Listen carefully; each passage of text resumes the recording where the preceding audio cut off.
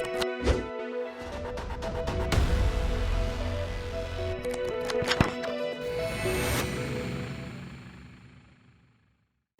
मसी, नमस्ते।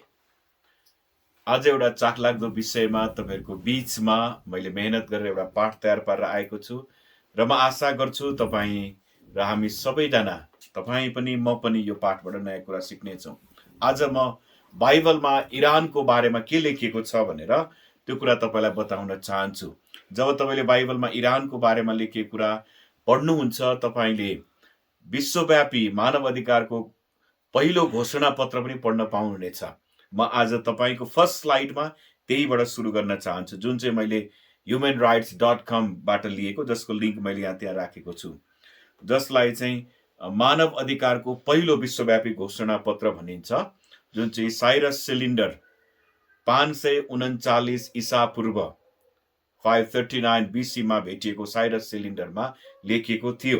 त्यहाँ पहिले अंग्रेजीमा जे लेखेको छ म त्यो पढ्छु, त्यसै नेपालीमा म त्यसलाई भन्ने कोसिस गर्नेछु। The decrees Cyrus made on human rights were described in the Akkadian language on a baked clay cylinder. भनेको चाहिँ त्यो माटोको पकाएको सिलिन्डर अथवा लाम्चो भाँडामा राखिएको अक्काडियन भाषामा लेखिएको साइरस राजा अथवा बाइबलमा कोरेस भनेर अनुवाद गरिएको छ, त्यो कोरेस राजाले गरिएको घोषणा हो, जसलाई साइरस सिलिन्डर भनिन्छ। known today as the Cyrus cylinder, जसलाई चाहिँ अहिले साइरस सिलिन्डरको नामले चिनिन्छ। This ancient record has now been recognized as the world's first charter of human rights.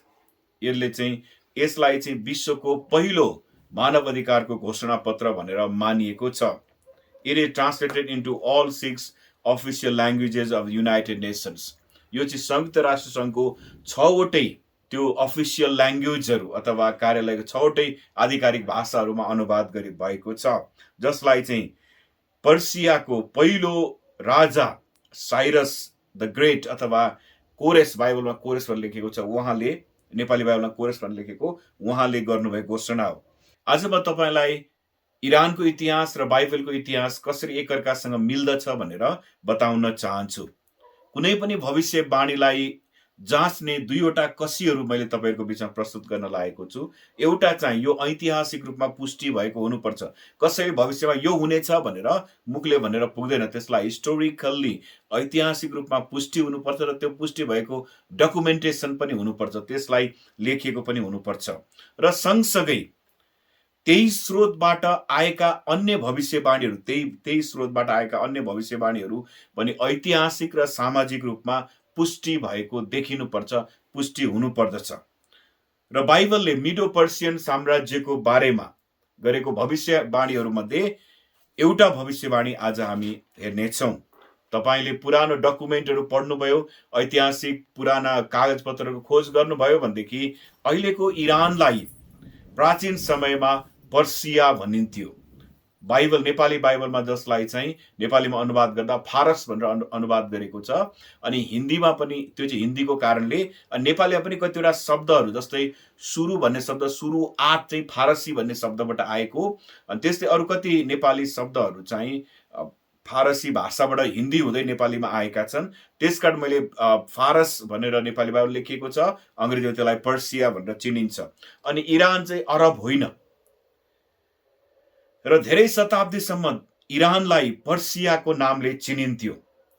अनि पर्सियन साम्राज्य, पर्सियन एम्पायर चाहिँ संसारको इतिहासमा थुप्रै साम्राज्यहरु आए गए, ती मध्ये पर्सियन साम्राज्य चाहिँ संसारको सबैभन्दा ठूलो साम्राज्य हो, संसारको सबैभन्दा धेरै क्षेत्रफल ओगटेको साम्राज्य हो भनेर धेरै सामाजिक अध्ययन गर्ने, ऐतिहासिक लेखोटहरुको अध्ययन गर्ने विद्वानहरुले पत्ता लगाएका छन्। अहिले धेरै मान्छेहरुले इरान देशलाई हेर्दाखेरि इरान चाहिँ पूरा सम्पूर्ण रूपमा मुस्लिमहरुको देश हो अनि पुरै धेरै यसमा मुस्लिमहरु बस्ने भएको कारणले बाइबल र बाइबलको इतिहाससँग इरानको केही पनि सम्बन्ध छैन भनेर तर्क गर्ने मान्छेहरु पनि छन्। तर यसो गर्दाखेरि बाइबलको इतिहासमा र बाइबलले इरानको बारेमा, पर्सियाको बारेमा, फारस, त्यही एउटै ठाउँ पर्सिया, इरान, फारस, त्यही ठाउँको बारेमा के भनेको छ भनेर मान्छेले बिर्सिएका छन्।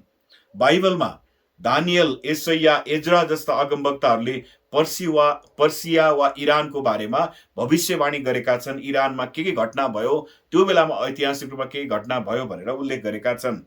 र पुरानो करारमा पर्सिया देश र पर्सियाको शासकलाई परमेश्वरले विशेष कामको लागि छान्नु भएको थियो भनेर पनि हामी पढ्न पाउँदछौँ। तर अब हामीले यी पढ्दाखेरि एउटा कुरा के पुष्टि हुन्छ भने प्रियहरू, यी अध्ययन गर्दाखेरि के पुष्टि हुन्छ भने कि परमेश्वरले संसारको प्रत्येक साम्राज्यलाई उहाँको पुत्रको आगमनको तयारीको लागि प्रयोग गर्नुभएको थियो। तपाईले रोमी साम्राज्य इतिहास पढ्नुहोस्, मादी मिडियनहरूको इतिहास पढ्नुहोस्, त्यसरी असुरियन साम्राज्यहरूको, असिरियन भन्छ नेपालीमा असुरी साम्राज्यको इतिहास पढ्नुहोस्। सबै त्यो इतिहासले बेबिलोनी साम्राज्यको बारेमा पढ्नुहोस्। ती सबै घटनाक्रमले एउटै कुरालाई पुष्टि गरेको छ, त्यो चाहिँ हो बाइबलको सत्यता, बाइबलको आधिकारिकता, बाइबलको भविष्यवाणी ऐतिहासिक रूपमा कसरी पुष्टि भयो भनेर ती डकुमेन्टहरूबाट, ती अन्य बाइबलभन्दा बाहिरको स्रोतहरूबाट, बाइबलभन्दा बाहिरको इतिहासबाट हामी बाइबलको सत्यतालाई पुष्टि गर्न सक्छौँ। अनि पर्सिया अथवा इरानलाई परमेश्वरले तत्कालीन समयमा 500 भन्दा अगाडि ईसा पूर्व अर्थात् येशू प्रभु आउनुभन्दा 500 वर्ष पहिले धेरै देशहरूलाई आशिष पुर्याउनको लागि छान्नु भएको थियो। त्यति मात्र पर्सियामा अथवा अहिलेको इरानमा भएको लडाईँ र त्यो त्यहाँनिर आएको राजाले दिएको राजाज्ञाले बाइबल मात्रै र संसारका थुप्रै देशहरूको इतिहासमा ठुलो प्रभाव पारेको छ। अनि पर्सियनहरूको इतिहास अनुसार चाहिँ पर्सियन साम्राज्यमा यहुदीहरू सबैभन्दा धेरै मन पराइएका मानिसहरू थिए, किनभनेदेखि परमेश्वरको विशेष अभिप्राय थियो। अनि परमेश्वरले अब्राहमलाई प्रतिज्ञा दिनुभयो, तँद्वारा नै पृथ्वीका सबै कुलले आशिष पाउनेछन् भनेर।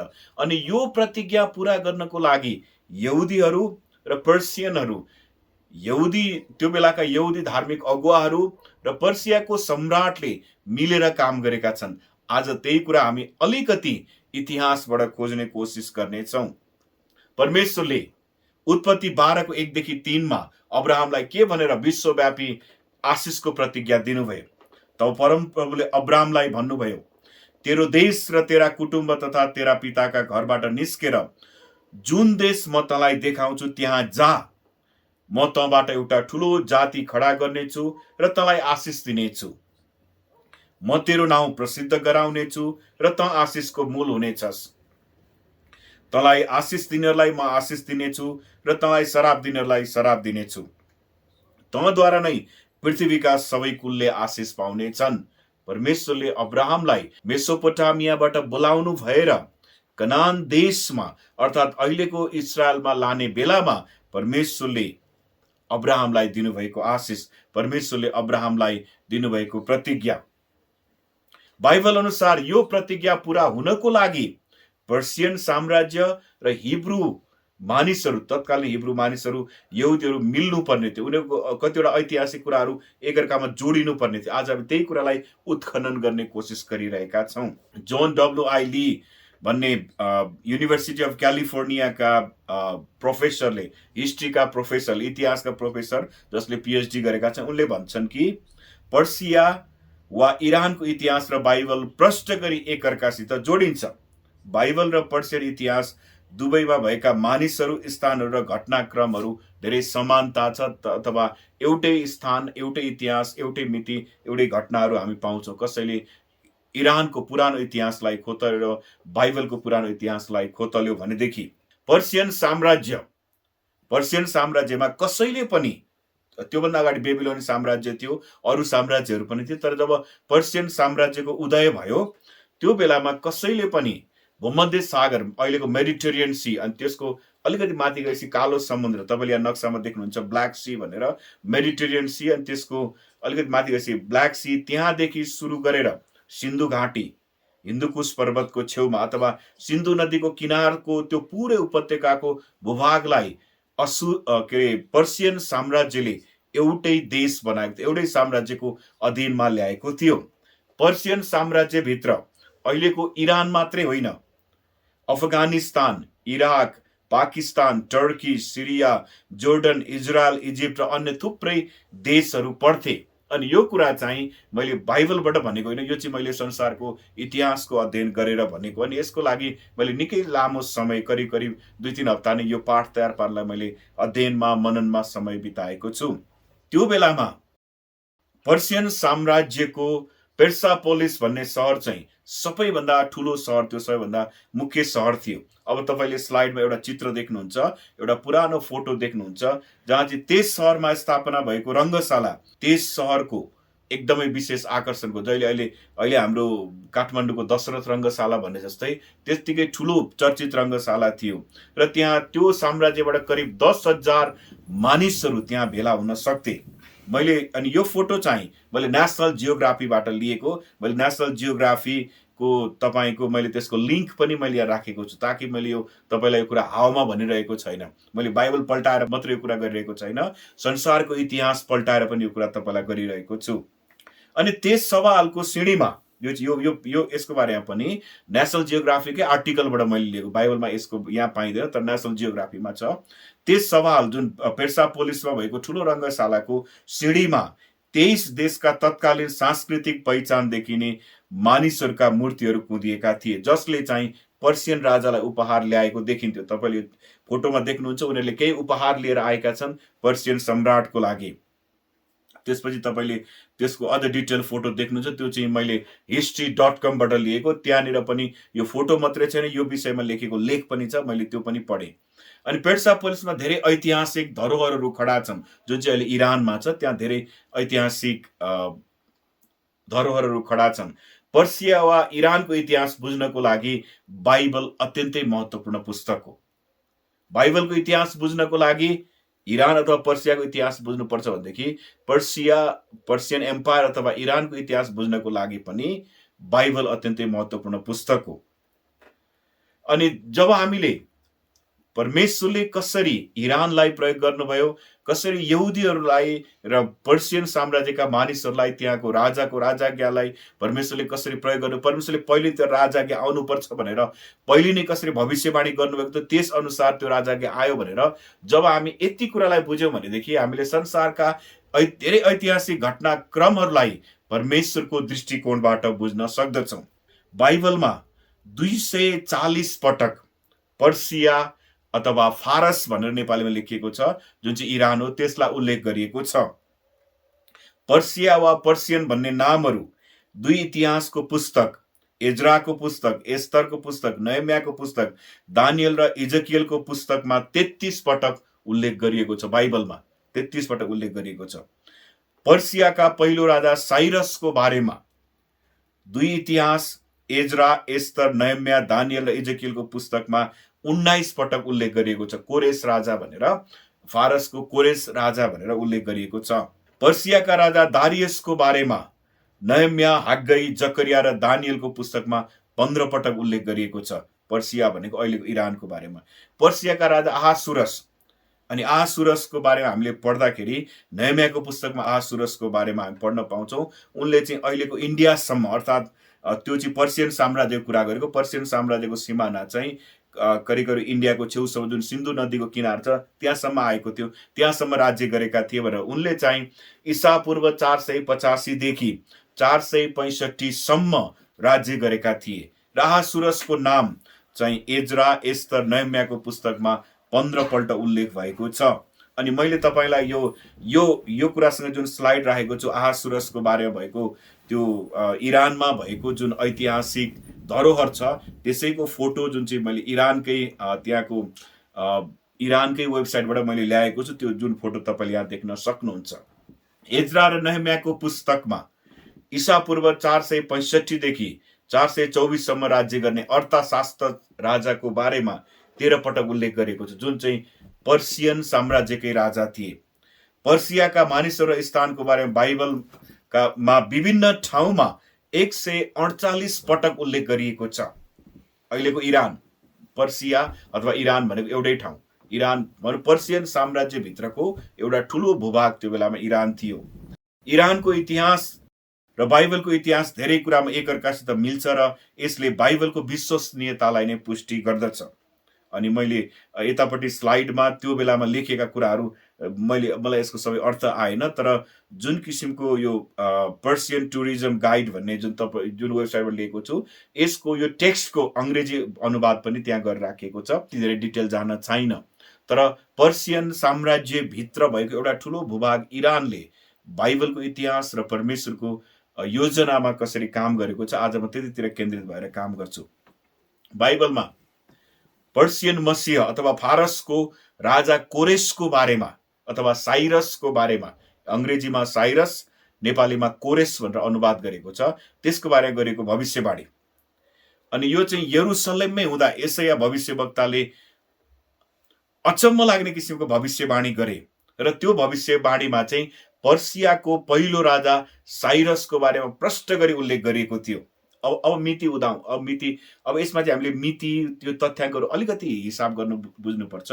साइरस जन्मनुभन्दा धेरै वर्ष पहिले, करिब 700 ईसा पूर्वतिर यसैयाले साइरस राजाको बारेमा एकजना साइरस राजा आउनेछ भनेर जुन भविष्यवाणी गरेको छ, म तपाईँलाई उसको यसैयाले गरेको भविष्यवाणी पढेर सुनाउँछु।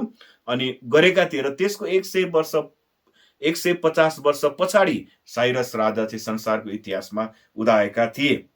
अनि यसैयाले साइरसलाई चाहिँ पर्सियाका राजा अभिषिक्त व्यक्ति हुन् र उनलाई परमेश्वरले प्रयोग गर्नुहुन्छ भनेर भविष्यवाणी गरेका थिए। अनि म त्यो भविष्यवाणी पढ्दैछु।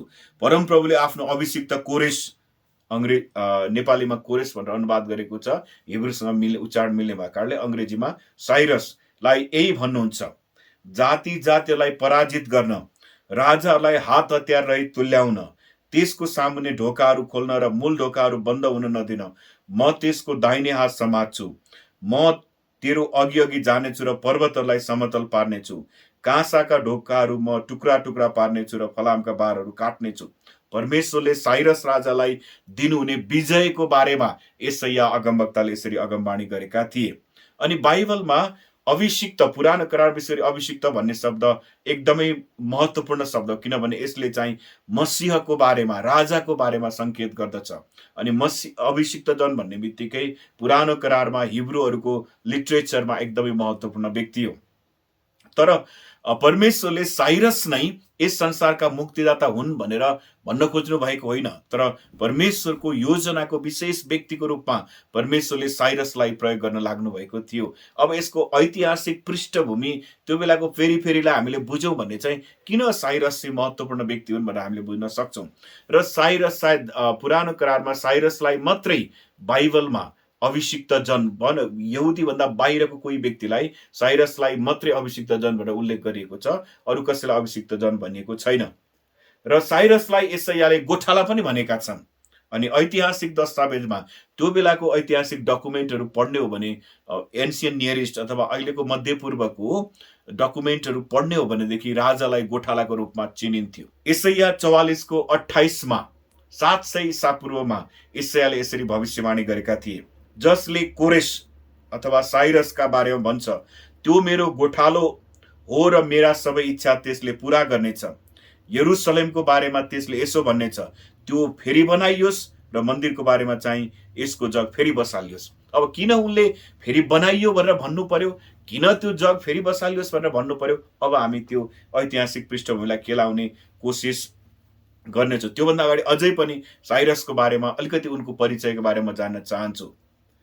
परमेश्वरले कोरेसलाई अर्थात् साइरसलाई गोठाला भन्नु कारण छ, उनले यहुदीहरूलाई खुवाउने, स्याहार गर्ने, उत्साह दिने, सुरक्षा दिने काम गरेका थिए साइरसले अर्थात् कोरेसले।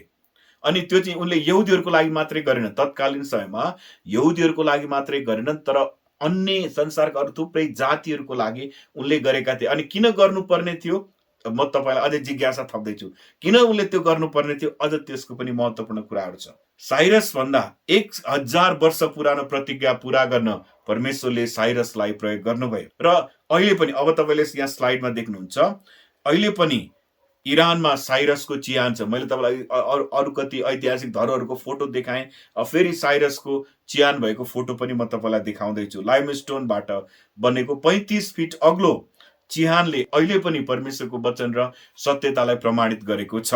अब कसैले बेला यो चिहानको हो कि के त होइन। जस्तै उदाहरणको लागि अहिले जब हामी आग्रामा, इन्डियाको आग्रामा जान्छौँ, हामी ताजमहल हेर्छौँ अनि हामीले के भन्छौँ, यहाँ चाहिँ त्यो बेलाको सम्राटले आफ्नो श्रीमतीको सम्झनामा यो ताजमहल बनाएका थिए। अनि उनीहरूको दुईजनाको चिहान पनि छ। त्यो हामी के भन्छौँ, ए ती राजा त रहेछन् नि, इतिहासको कुनै खण्डमा बाँचेका रहेछन्। त्यसै गरी साइरसको चिहानलाई हेरेर पनि साइरसको अरू ऐतिहासिक डकुमेन्टहरूले त्यसको प्रमाणित गरेको छ। अब यसको अलिकति साइरस किन परमेश्वरले रेज गर्नुभयो अनि यसको इजरायलसँग के सम्बन्ध छ, अब अलिकति त्यतापट्टि जाउँ है त। साइरस आउनुभन्दा अगाडि भनौँ न, अब साइरसले संसारको त्यो बेलाको विशेष गरी मध्यपूर्वको भूभागहरूलाई आफ्नो साम्राज्यमा ल्याउनु अगाडि, पर्सियन साम्राज्यले ल्याउनु अगाडि, पर्सियन साम्राज्यको पहिलो सम्राटको रूपमा साइरसले ल्याउनु अगाडि, त्यो बेलामा बेबिलोनी साम्राज्यले संसारको धेरै भूभागहरूमा राज्य गरेको थियो। मैले तपाईँलाई 560 ईसा पूर्वको बेबिलोनी साम्राज्यको नक्सा पनि देखाएको छु। अनि अब यसलाई बुझ्नको लागि हामीले दानियलको पुस्तक, बाइबलमा दानियलको पुस्तक 1 अध्यायमा यसको घटनाक्रम हामी देख्न सक्छौँ कि बेबिलोनको राजा नबुकदनेस्सरले यरुसलेममा आएर यरुसलेममाथि चढाइ गरे र त्यहाँका धेरै मानिसहरूलाई बन्दी बनाएर बेबिलोनमा लिएर गए। बेबिलोन भनेको अहिलेको इराक, त्यसको राजधानी चाहिँ अहिलेको इराक थियो। बेबिलोनी साम्राज्यको राजधानी इराकमा थियो, अहिलेको इराकमा। उनले त्यहाँ लिएर गए अनि त्यहाँ लिएर गएर अनि त्यसपछि यरुसलेमको मन्दिर तहस पारे, मन्दिरका त्यो सुनका अरू महत्त्वपूर्ण भाँडाकुँडाहरू पनि लिएर गए। तर त्यसो गरिनुको कारण छ, परमेश्वरले आफ्नो जातिलाई त्यत्तिकै अरू जाति आएर दुःख दिनलाई परमेश्वरले छान्नु भएको देश इजरायलमाथि चढाइ गर्न त्यत्तिकै अनुमति दिनुभएको होइन। त्यसको पनि कारण छ, बाइबलमा लेखिएको छ। यिर्मिया 25 को 2 देखि 9 म पढ्न चाहन्छु। अलिकति लामो छ, तपाईँले कृपया ध्यान दिएर सुन्नुहोस्। त्यही वचन यिर्मिया अगमवक्ताले यहुदाका जम्मै मानिसहरू र यरुसलेममा बस्नेहरू सबैलाई भने, यहुदाका राजा आमोनका छोरा योसियाका राजाकालको 13औं वर्षदेखि आजको दिनसम्म 23 वर्षसम्म परमप्रभुको वचन म कहाँ आएको छ र मैले तिमीहरूलाई घरिघरि सुनाउँदै आएको छु, तर तिमीले ध्यान दिएका छैनौ। अनि यो के भन्छ नि, कुन राजाको शासनकालमा कति वर्ष भन्छ, यसको त ऐतिहासिक प्रमाणिकता यसले पनि पुष्टि गर्दछ। परमप्रभुले आफ्ना सबै दास अगमवक्तालाई यसो भनी घरिघरि पठाउनु भए तापनि तिमीहरूले सुनेनौ अथवा तिमीहरूले ध्यान दिएनौ। अगमवक्ता यिर्मियाले इजरायलीहरूलाई यी कुरा भन्दैछन्। तिनीहरूले भने, तिमीहरू हरेक आफ्ना खराब चाल र खराब व्यवहारदेखि फर्क र परमप्रभुले तिमीहरू र तिमीहरूका पिता पुर्खाहरूलाई सदा सर्वदाको लागि दिनुभएको देशमा बस्न पाउनेछौ। त्यो देश कुन चाहिँ हो? इजरायल देश। परमेश्वरले त्यो भन्नुभएको थियो। तिमीहरूका हातले बनाएका कामबाट मलाई रिस नउठाओ, तब म तिमीहरूको केही नोक्सानी गर्ने छैन। तर तिमीहरूले मेरो कुरामा ध्यानै दिएनौ, परमेश्वरको कुरामा उनीहरूले ध्यान दिएनौ। तर तिमीहरूका आफ्नै हातको कामद्वारा मलाई रिस उठाएका छौ र तिमीहरूले आफैमाथि नोक्सानी ल्याएका छौ, परमप्रभु भन्नुहुन्छ। यसकारण सर्वशक्तिमान परमप्रभु यसो भन्नुहुन्छ, तिमीहरूले मेरा वचन ध्यानसित नसुनेका हुनाले म उत्तरका सबै मानिसहरूलाई र मेरो दास बेबिलोनको राजा नबुकदनेस्सरलाई बोलाएर ल्याउनेछु र परमप्रभु भन्नुहुन्छ, र म उनीहरूलाई यो देश र यसका बासिन्दाहरू र यसका सबै जातिहरूका विरुद्धमा ल्याउनेछु। इजरायल देश मात्रै होइन, इजरायल देशमा भएको अरू वरिपरिका देशहरू र त्यहाँ बस्ने जातिको विरुद्धमा परमेश्वरले तत्कालीन बेबिलोनको राजा नबुकदनेस्सरलाई परमेश्वरले बोलाएर ल्याउनु रहेछ। किनभने उहाँका जातिहरू उहाँको मार्गमा चलेनन्, जुन कुरा परमेश्वरलाई खुसी लागेन। म केही समय अगाडि म तराई गएको थिएँ, सायद हप्ता 10 दिन अगाडि। अनि त्यो जाने बेला मैले एउटा भिडियोको अडियो सुन्दै गएको थिएँ। अनि त्यो चाहिँ हिन्दीमा थियो, यहुदीहरूको इतिहास भनेर। मैले त्यसको टाइटल ट्याक्कै बिर्सेँ। कुनै इन्डियन भारतीय मित्रले तयार पार्नु भएको, हिन्दीमा भएको यहुदीहरूको इतिहास। अनि उनले किन यहुदीहरूलाई संसारभरि भनौँ न, संसारमा सबैभन्दा बढी दुःख पाउने जाति यहुदीहरू हो। संसारमा सबैभन्दा बढी मारिने जाति यहुदीहरू हो।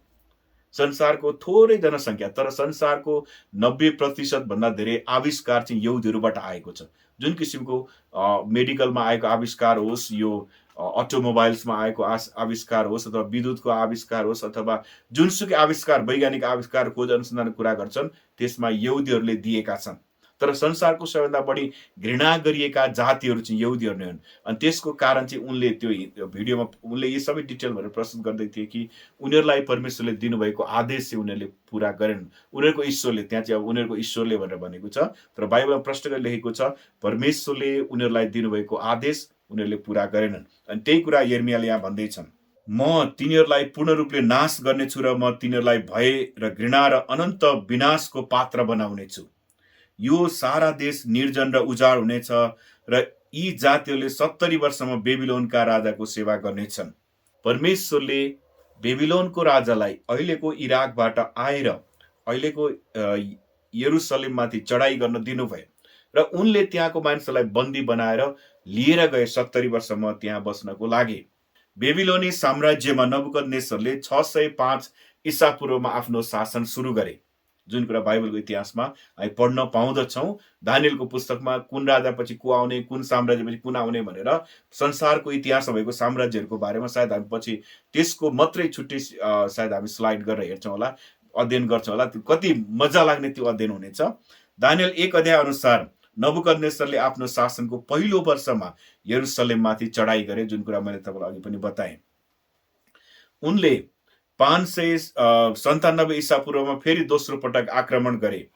अब अर्को चाहिँ ब्रिटानिकामा मैले पढेको थियो, त्यो ब्रिटानिकामा, जुन ब्रिटानिका चाहिँ त्यसको छुट्टै महत्त्व छ, त्यहाँ डकुमेन्टहरू पढ्न पाइन्छ।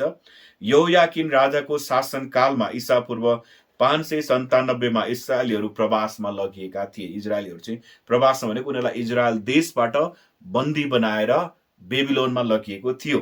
उनले फेरि 587 ईसा पूर्वमा फेरि दोस्रो पटक आक्रमण गरे र उनले त्यो आक्रमण गर्दाखेरि उनले एउटा चाहिँ मान्छेहरूलाई बन्दी बनाएर लगे अनि यङहरूलाई, ट्यालेन्टेड मान्छेहरूलाई त्यो बेलाको बेबिलोनीहरूको, मादीहरूको संस्कृति सिकाउन लगाए, भाषा साहित्यमा तालिम दिए, किनभने पछि उनीहरूलाई आफ्नो शासनको लागि तयार पार्नको लागि। अनि त्यति मात्रै होइन, बेबिलोनीहरूले एउटा नराम्रो काम चाहिँ के गर्थे भने त्यो बेलामा त्यो चाहिँ यहुदीहरूलाई मात्रै होइन, जुनसुकै जातिहरूलाई उनीहरूले आक्रमण गर्थे, त्यो जातिहरूको जुन धार्मिक स्थल थियो, आराधना स्थल, त्यसलाई तहस नहस पार्ने काम गर्ने, विनाश गर्ने काम गर्थे। अनि त्यही प्रसङ्गमा उनीहरूले यरुसलेमको मन्दिरलाई पनि नाश पार्ने काम गरिदिए। सोलोमन राजाले बनाएको मन्दिर चाहिँ उनीहरूले नाश पारिदिए। र अनि त्यो बेलामा दानियल र उनका साथीहरूलाई बेबिलोनको राजाले बन्दी बनाएर लगे। त्यो बेलामा उनीहरू टिनएज अथवा किशोर उमेरमै थिए। त्यो 100 किलोमिटर छ। अब फर्टाइल क्रेसेन्टको बारे मैले मेरो पहिलो भिडियोमा भनेको छु। अनि यता अहिलेको अरबमा त जुन अब हामी साउदी अरेबिया भन्छौँ, अरू देशहरू भन्छौँ, त्यो मरुभूमिमा अहिले एकदमै राम्रो सहर बनेको छ। अहिले त्यहाँ अर्कै संसार छ। तर त्यो बेलाको संसार कुरा गर्दाखेरि यतापट्टि इजरायल देश अनि उनीहरू त्यो फर्टाइल क्रेसेन्टको मलिलो भूभाग हुँदै दमस्कस सहरको हुँदै उत्तरतिर हुँदै अनि जुन त्यो बेलाको संसारको जुन त्यो क्रस रोड, त्यो वर्ल्ड, त्यो चाहिँ क्रस रोड भन्छ, cross road of the world अथवा संसारको चौबाटोमा उनीहरूले उत्तरतिरको यात्रा गरे। धेरै विद्वानहरूले भन्दछन् कि त्यो बेलामा यहुदीहरूलाई प्रवासमा पुग्न अथवा बेबिलोनमा पुग्नको लागि करिब 5 महिना लागेको हुनुपर्छ। 5 महिना लामो यात्रा उनीहरूले, किनभने त्यो बेलामा दासहरूलाई घोडामा चढाएर सम्मान साथ कसैले पनि लाँदैनथे, उनीहरूलाई हिँडाएर लानुपर्ने थियो। करिब 5 महिना लागेको हुनुपर्छ। अनि त्यो बेलाको जुन इन्टरनेसनल ट्रेड सेन्टर छ, मैले तपाईँलाई पहिले भनेको छु, त्यो कुरा दोहोऱ्याउनु मैले नचाहेको। अफ्रिकाबाट एसिया, एसियाबाट युरोप, युरोपबाट अफ्रिका जाने जुन किसिमको त्यो संसारको चौबाटो छ, संसार इन्टरनेसनल ट्रेड लिङ्क, त्यो बेलाको ट्रेड लिङ्क थियो, त्यहीबाट नै उनीहरूलाई त्यही यात्रामा नै लगियो। धेरै विद्वानहरूले भन्छन् कि उनीहरूले त्यो फर्टाइल क्रेसेन्टको माथिल्लो भाग हुँदै टाइग्रिस र युफ्रेटिस नदीको किनारै किनार उनीहरू यात्रा गरेर बेबिलोन पुगेका हुन सक्छन्। किनभनेदेखि बाइबलमा भजन सङ्ग्रह 137 को 1 र 3 मा यसरी लेखिएको छ, बेबिलोनका नदीहरूका किनारमा बसेर सियोनको स्मरण गर्दा हामी रोयौं, त्यहाँका बैंसका रुखहरूमा हामीले आफ्ना बिँडाहरू झुन्यायौं। भनेपछि त त्यो बेबिलोनको नदीहरू भनेको युफ्रेटिस र टाइग्रिस नदी, त्यो नदीको किनारमा बसेर उनीहरूले सियोन भनेको चाहिँ यरुसलेमको स्मरण गरेर उनीहरूले आफ्नो देशलाई स्मरण गरेर उनीहरू रोए कराए। उनीहरू जब बन्दी बनाएर प्रवासमा लगेका थिए त्यो बेला उनीहरू आफ्नो देश सम्झेर रोए कराए। र अब उनीहरू यसरी प्रवासमा लगिए हैन। यसरी अब मैले तपाईँलाई भने 2 पल्ट 3 पल्ट आएर नबुकदनेस्सरले राजाले फेरि दोस्रो पल्ट आएर लिएर गए, भाँडाहरू पनि लिएर गए। अब उनीहरू प्रवासमा लगे। अनि एक हिसाबले हेर्दाखेरि अब हेर्नुहोस् है, परमेश्वरले संसारमा यहुदी जातिलाई इजरायल देश दिनुभयो अब्राहमलाई दिएको प्रतिज्ञा अनुसार। अनि तर उनीहरूले पाप गरे, उनीहरू त्यो देशबाट विमुख भए। अब येशू त फेरि त्यहीँ आउनुपर्ने थियो नि त। येशू प्रभु त यहुदी जातिहरूबाटै जन्मिनु पर्ने थियो। यहुदी जातिहरूमा पनि अब्राहमको सन्तान, अनि त्यो अब्राहमको सन्तानको 12 भनौँ उनको नातिहरूको 12 कुलहरूमध्ये सायद पनाति अब्राहमको छोरा इसाक, इसाकको छोरा याकुब, याकुबका 12 जना छोराहरूमध्ये एउटा यहुदाको कुलबाट जन्मिनु पर्ने थियो। यहुदाको कुलबाट पनि दाउदको वंशबाट जन्मिनु पर्ने थियो। दाउदको वंशबाट पनि उनको एउटा परिवारको लाइन थियो, त्यो परिवारमा जन्मिनु पर्ने थियो। परमेश्वरले त्यो परिवारको लाइनलाई कायम गर्नु, अब उनको जन्म फेरि मुक्तिदाताको जन्म फेरि यरुसलेममै हुनुपर्ने थियो, इजरायलमै हुनुपर्ने थियो। त्यो बेला यहुदीहरू इजरायलमै हुनुपर्ने थियो, किन त यो बेलामा हेर्दा के देखिन्छ, इजरायल पनि तहस नहस भयो, त्यहाँको मन्दिर पनि भत्काइयो, सब कुरा सिद्धियो, अनि उनीहरूलाई बन्दी बनाएर लग्यो। अब इजरायल चाहिँ उजाड भएको छ, केही पनि छैन। अनि त्यहाँ एकदमै थोरै बुढाबुढी एकदमै अपाङ्ग काम गर्न नसक्ने मान्छेहरू मात्रै थन्केर बसेका छन्। अब यसो हेर्दाखेरि त अब आशा छैन संसारमा, अब त आशा देखिएन उनीहरूको लागि। तर परमेश्वरले त्याग्नु भएको थिएन। हो, अब मैले तपाईँलाई साइरसको बारेमा किन मैले जोड दिएर भने, किन परमेश्वरले साइरसलाई उठाउनु भयो भन्ने कुरा अब यहाँ बुझ्न सकिन्छ। जब दानियल किशोर टिन एजमा उनी लगिएका थिए, अनि 70 वर्षको प्रवासको समय थियो, अनि त्यो बेला उनी बुढो भइसकेका थिए। 70 वर्ष प्रवासमा बस्दा सायद उनी अब टिन एजमा लगेको भए पनि सायद 80-85 भन्दा उनी पक्कै पनि माथि भएका थिए। तर त्यो बेलामा उनले यिर्मिया अगमवक्ताको पुस्तक पढे, यिर्मियाले के भनेका थिए भनेर पढेपछि अनि उनमा पक्कै पनि नयाँ आशा फलायो। उनले यरुसलेमको बारेमा अझै सोच्न लागे। दानियल 9:2 मा मादी वंशका आहासुरसका छोरा दारा नेपालीमा दारा भनेर बाइबल अनुवाद गरेको छ।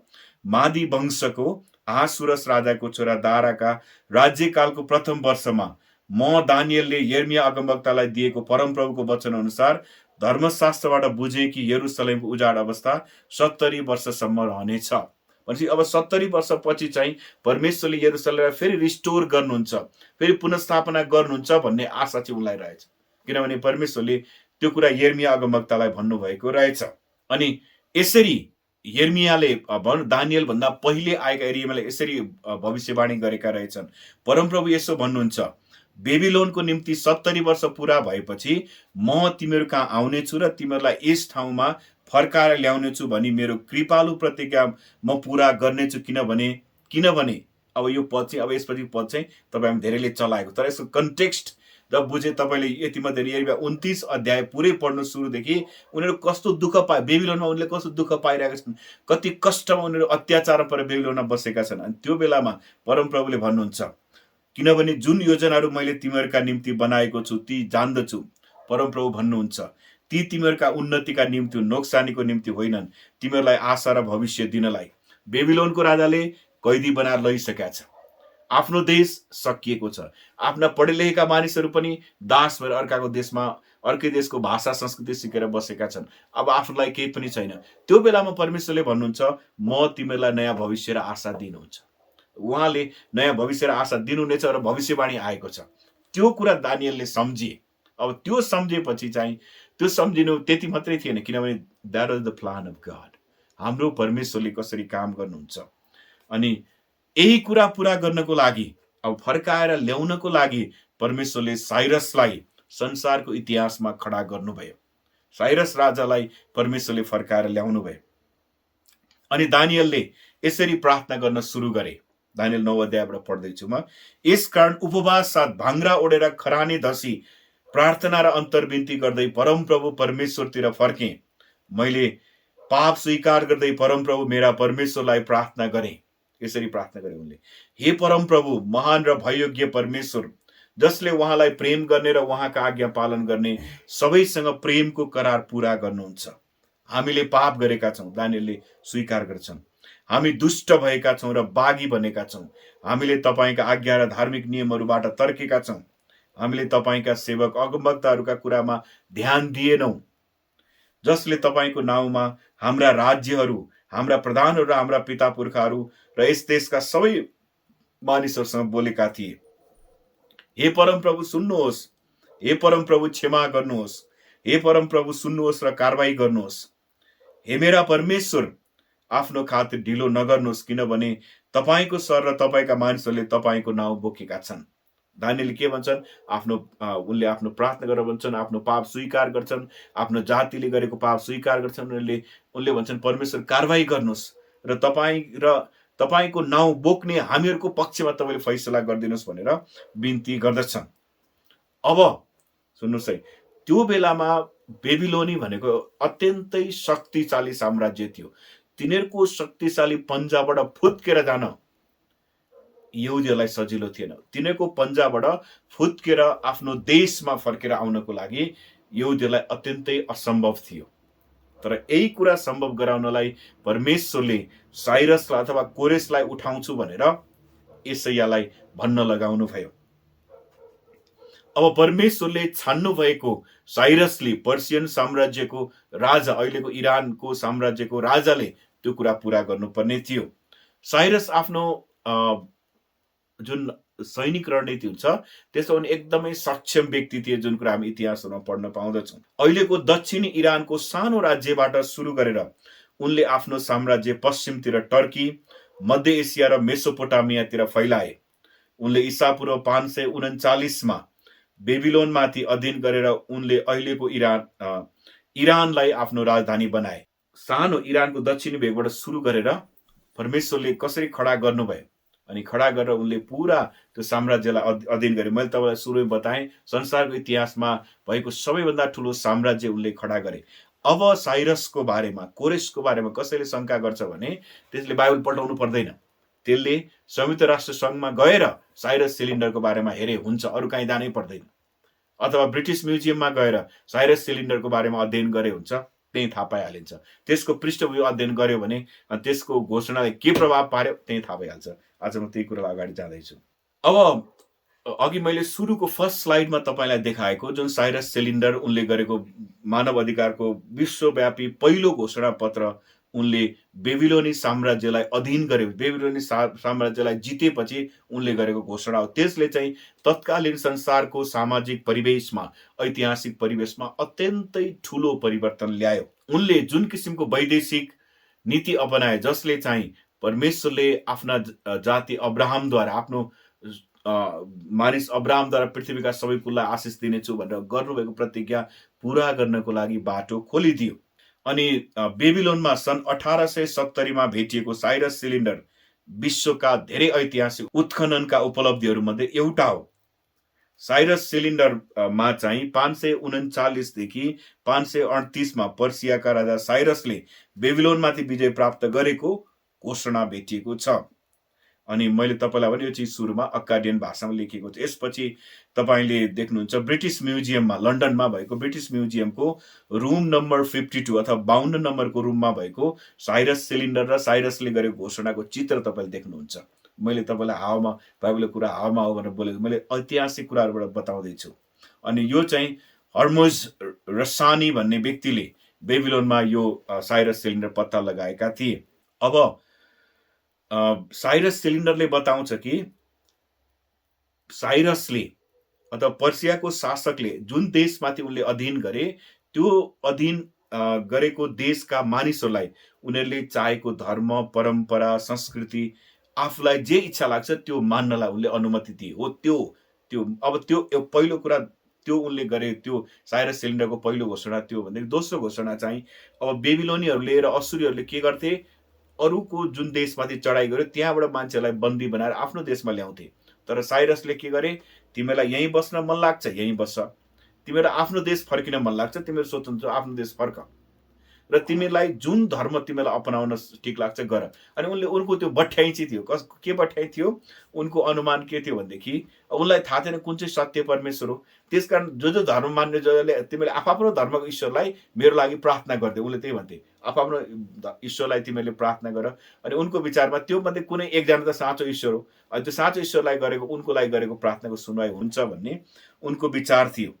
अनि दानिएलको पुस्तकमा र अन्य अगमवक्ता पुस्तकमा हामी पढ्न पाउँछौँ कि बेबिलोनीहरूले चाहिँ जबरजस्ती बन्दी बनाएर, कैदी बनाएर, दुःख दिएर अनि उनीहरूको त्यो बेलाको तत्कालीन धार्मिक धरोहरहरूलाई भत्काइदिन्थे बेबिलोनीहरूले भनेदेखि साइरसले चाहिँ तिमीहरूलाई जे धर्म मन लाग्छ, तिमीहरूको जे परम्परा हो त्यो ठिक छ, कायम गर, र सँगसँगै तिमीहरूलाई के अरे पर्सियामा बस्न मन लाग्छ, पर्सियामै बस, तिमीहरू आफ्नो देशमा फर्किन मन लाग्छ, आफ्नो देशमै फर्क, यो किसिमको घोषणा गरे। अनि त्यही कुरा नै साइरस सिलिन्डरमा भेटिएको थियो।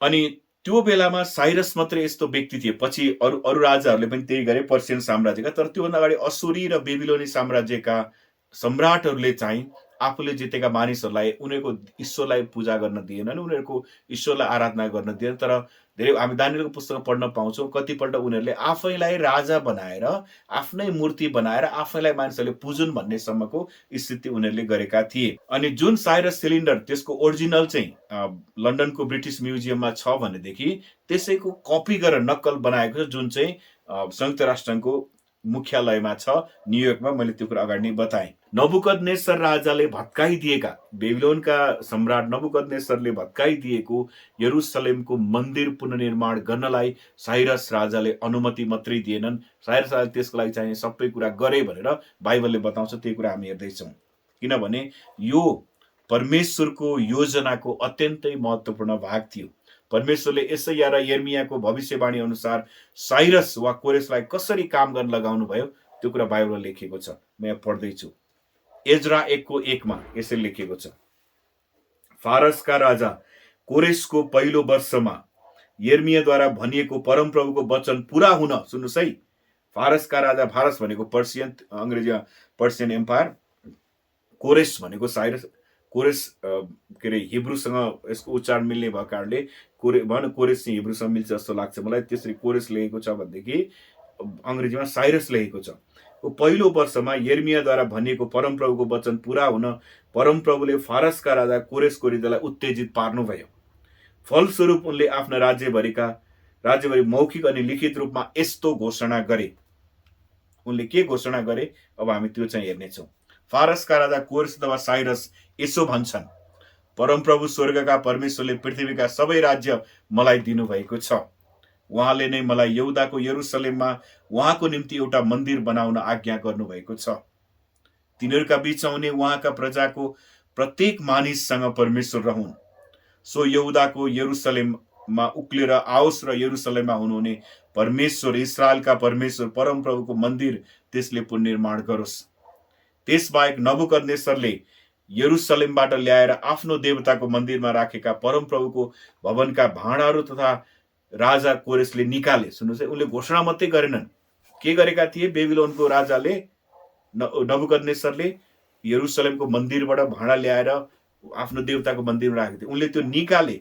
अनि फारसका राजा कोरेसले ती भण्डारका जिम्मावाल मित्रताको जिम्मामा दिए।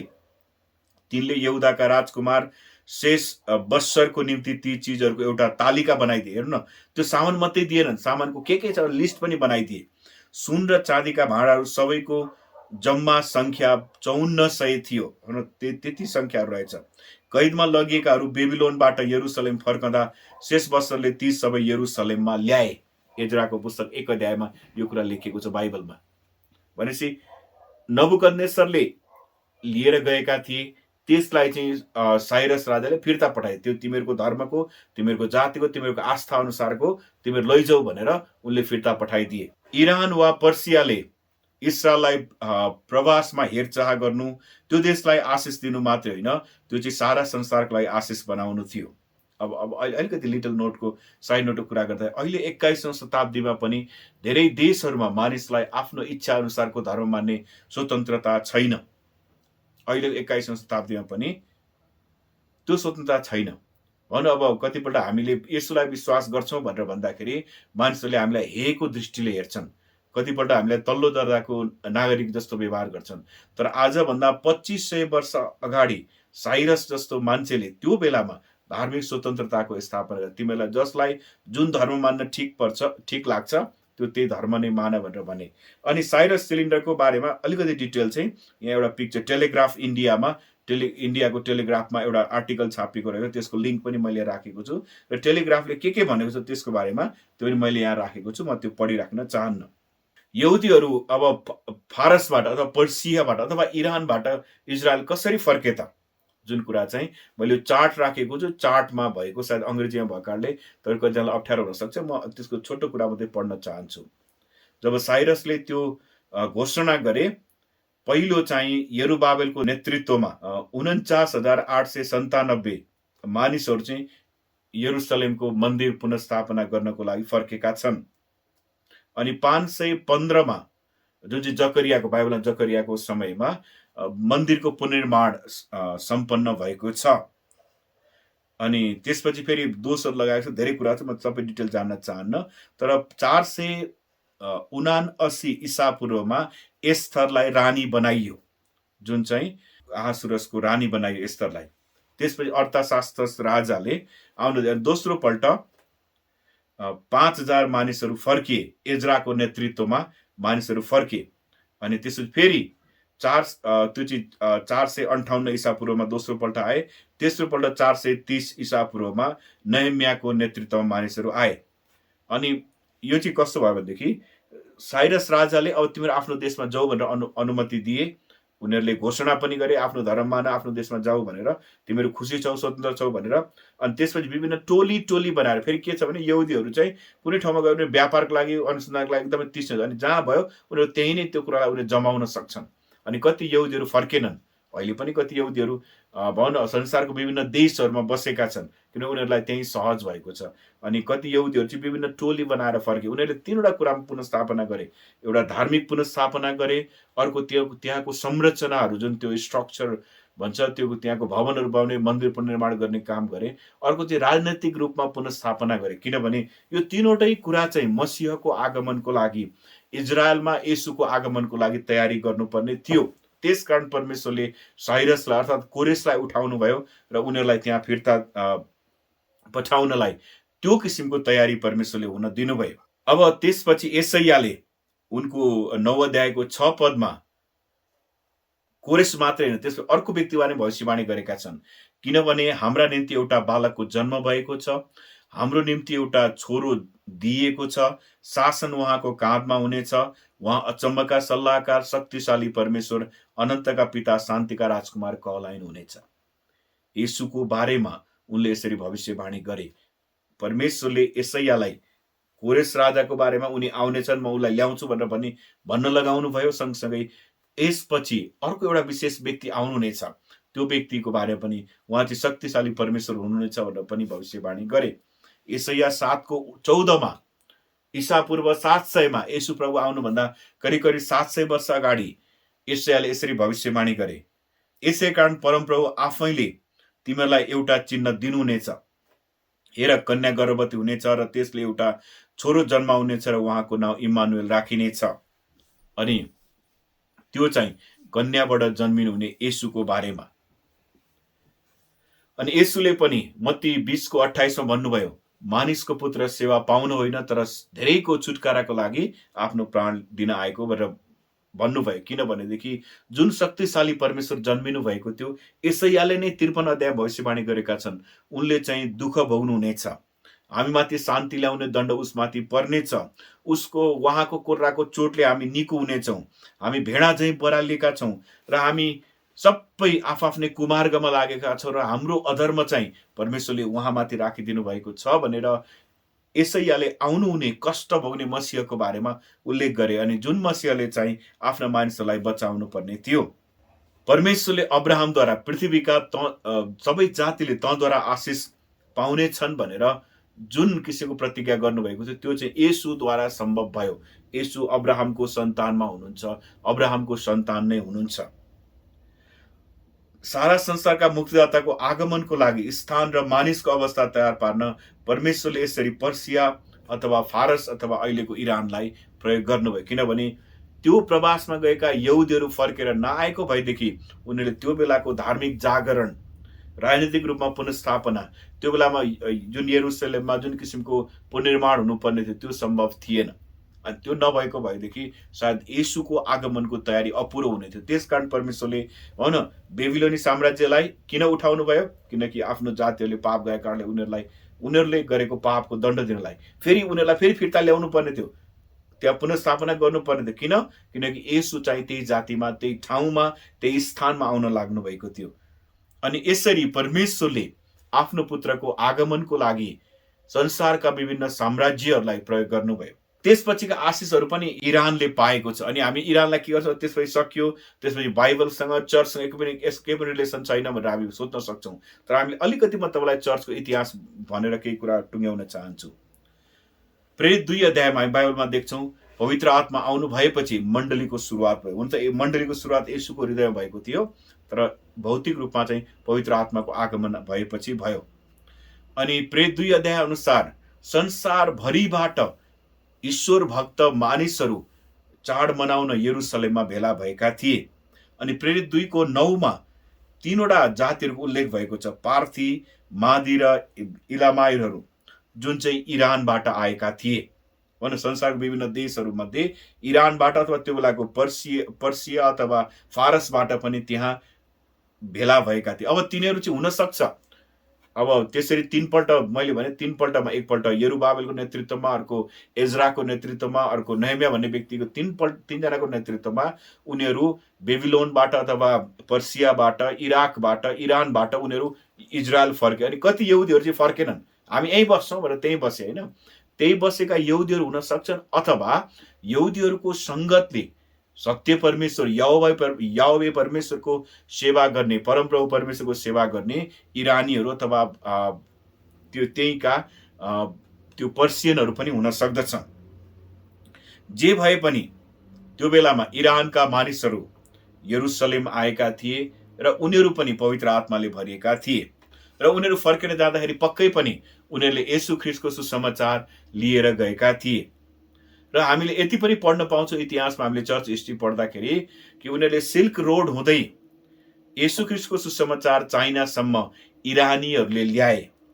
अनि वास्तवमा चिनियाहरूले सुरुमा चर्च इतिहासको सुरुमा चिनियाहरूले क्रिस्चियन विश्वासलाई पर्सियन वा फारसी धर्म भन्थे, किनभने उनीहरूले चाहिँ पर्सियनहरूबाट, इरानीहरूबाट अथवा फारसीहरूबाट पहिलोपल्ट सुसमाचार सुनेका थिए। यसरी परमेश्वरले येशूको आगमनको तयारीको लागि पनि, यहुदीहरूको सुरक्षाको लागि पनि, सँगसँगै उहाँको वचन सुनाउनको लागि पनि इरानका मानिसहरूलाई प्रयोग गर्नुभयो। हुन त अब अहिले इरानका धेरै मानिसहरूले प्रभुलाई विश्वास गर्दैनन्। हामीलाई थाहा छ धेरै मानिसहरू, प्रभुमा विश्वास गर्ने मानिसहरू पनि त्यहाँ बढिरहेका छन्। हामीले इरानको लागि प्रार्थना गर्नुपर्छ, ताकि जुन किसिमले पहिले परमेश्वरले इरानलाई प्रयोग गर्नुभयो। अनि सायद मैले अर्को अध्ययन मैले गर्न भ्याएको छैन, सायद बाइबलको भविष्यवाणीमा, अब यसपछि भविष्यवाणी पनि इरानको केही न केही भूमिका हुनुपर्छ, त्यो चाहिँ मैले अध्ययन नगरिकन भन्न सकिनँ। तर परमेश्वरले केही न केही योजना चाहिँ राख्नु भएको छ। र आजको यी सबै लामो प्रवचनको अन्त्यमा एउटा कुरा भन्न चाहन्छु कि बाइबलको परमेश्वर सत्य परमेश्वर हुनुहुन्छ। उहाँले इतिहासलाई आफ्नो किसिमले प्रयोग गर्न सक्नुहुन्छ र संसारको इतिहासमा उहाँको नियन्त्रण छ भन्ने कुरा यसले बुझाउँछ। त्यति मात्र होइन, संसारका विभिन्न साम्राज्यहरूलाई उहाँले चाहे अनुसार उठान गर्नुहुन्छ, उहाँले चाहे अनुसार ती साम्राज्यलाई एउटा समय आएपछि रोकिदिनुहुन्छ। किनकि हाम्रो परमेश्वरले चाहिँ सारा संसारमाथि राज्य गर्नुहुन्छ। यति लामो समय लिएर यो मेरो कुरा हेरिदिनु भयो, सुनिदिनु भयो, तपाईँहरू सबैलाई धन्यवाद। परमेश्वरले तपाईँलाई आशिष दिनुभएको होस्। जय मसीह।